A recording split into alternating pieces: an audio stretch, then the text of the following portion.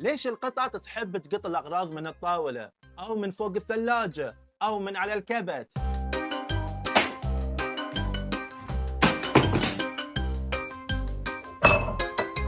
لو عندك قطط أكيد مريت بهالمشهد، تحط أغراض على الطاولة تلتفت شوي إلا هي قاطة الأغراض، يعني هي تتعمد تسوي هالشيء؟ لا تخاف، هالشيء طبيعي يسوونه القطط وله أسباب. راح أقول لكم 6 أسباب ليش يسوون هالحركة.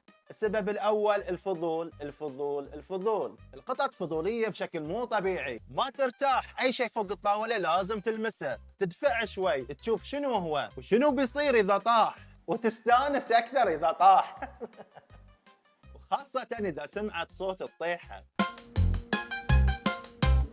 Yeah. Are you proud of yourself? والسبب الثاني يبون شد انتباهك.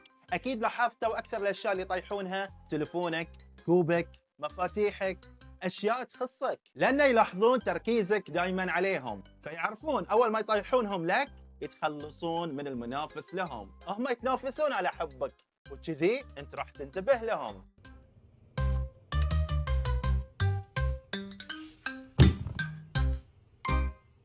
وثالث سبب الملل، زائد طاقة زايدة عندها، فاضية، ما في لعب عندها، ما في شيء تحدي، فالطاولة تصير لها بمثابة ملعب، فتجرب تسقط الأغراض من فوقها، فالنتيجة تسلية، تفريغ طاقة وإشباع فضولها.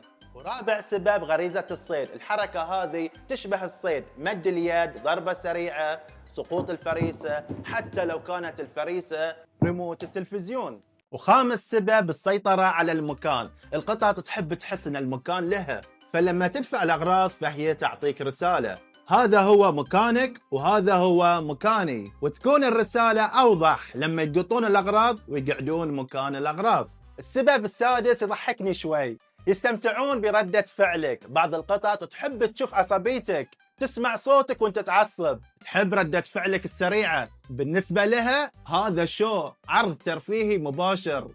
ترى يدرون انك مهما عصبت عليهم بنظرة واحدة منهم تنسى كل شيء، كذي يفلتون من العقاب.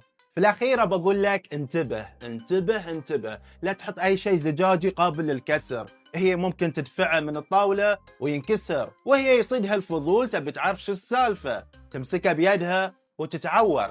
وما يحتاج أوصيك إذا عندك أشياء ثمينة خشها عنها، ترى هي ما تعرف سعرها. والحين قولوا لي، هل قططكم يمارسون هذا السلوك؟ كتبوا لنا في التعليقات. 不知道。